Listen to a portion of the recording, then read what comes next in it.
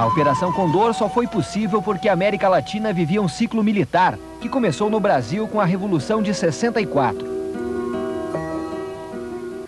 No Chile, o ataque ao Palácio de La Moneda, em 73, marca o início da era Pinochet.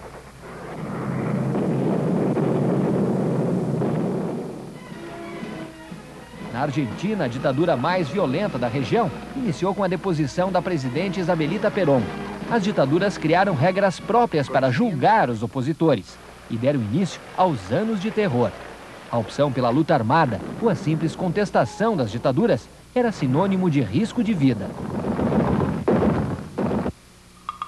A Comissão de Direitos Humanos da Câmara dos Deputados recolheu provas da participação do ex-ditador Alfredo Stroessner na Operação Condor e na tortura e desaparecimento de pessoas no Paraguai. Os deputados querem que o presidente Fernando Henrique Cardoso cancele o asilo político ao ex-ditador que vive no Brasil. Nós temos um dossiê que aponta uma enormidade de crimes praticados pelo general Stroessner.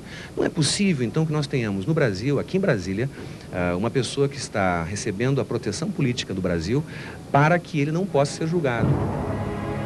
Os chilenos ainda não começaram a passar a limpo os anos de chumbo.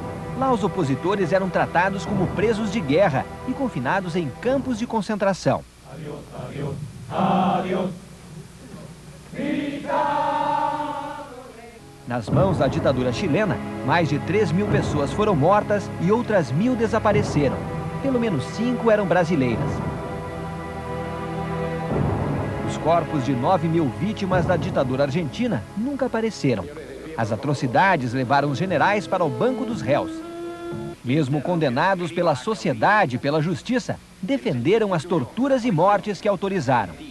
Nadie tiene que defender-se por haber ganado una guerra justa. Y la guerra contra el terrorismo subversivo fue una guerra justa. Adolfo Pérez Esquivel, Prêmio Nobel da Paz, espera que os erros do passado não se repitam e que os militares se concentrem na defesa da democracia. E os militares devem estar sentados na mesma mesa do povo. O ciclo dos militares na América Latina começou a enfraquecer nos anos 80 e acabou no início dos anos 90, depois da queda do Muro de Berlim, do fim da Guerra Fria e do argumento da ameaça do comunismo que movia as máquinas militares do continente. Com os golpes de Estado fora de moda e os tanques de volta aos quartéis, os governantes passaram a ser eleitos através do voto direto. Mas este processo democrático não foi suficiente para garantir bases sólidas às frágeis democracias da América Latina. A transição brasileira resistiu à morte do presidente eleito Tancredo Neves. Mas no Chile, os presidentes civis ainda convivem com a sombra do general Pinochet, que se transformou em senador vitalício. No Peru, a eleição deste fim de semana foi considerada fraudulenta e dividiu o país. Para a oposição, o presidente Fujimori é um ditador civil.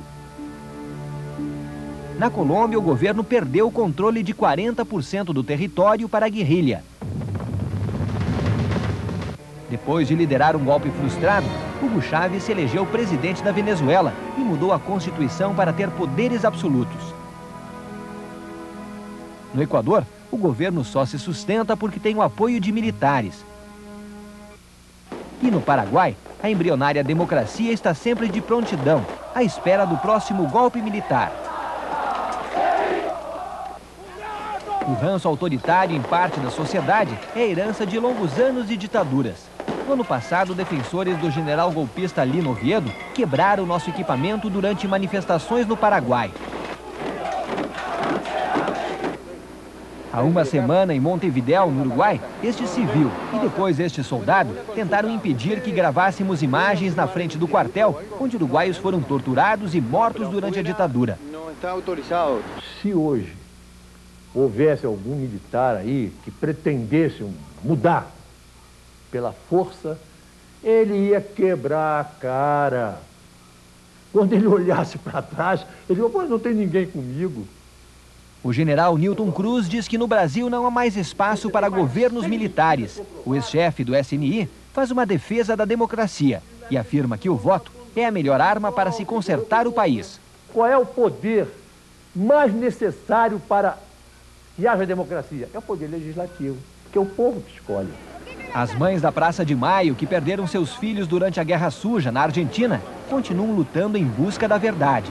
E esperam que os jovens de hoje continuem a luta que os filhos desaparecidos travaram em busca da democracia e do respeito aos direitos humanos. Eu quero que a juventude se comprometa em política, que ame a política como a melhor ação do homem para liberar-se. As entidades de defesa dos direitos humanos esperam que a verdade sobre os anos de chumbo seja revelada para que novas gerações não repitam os mesmos erros.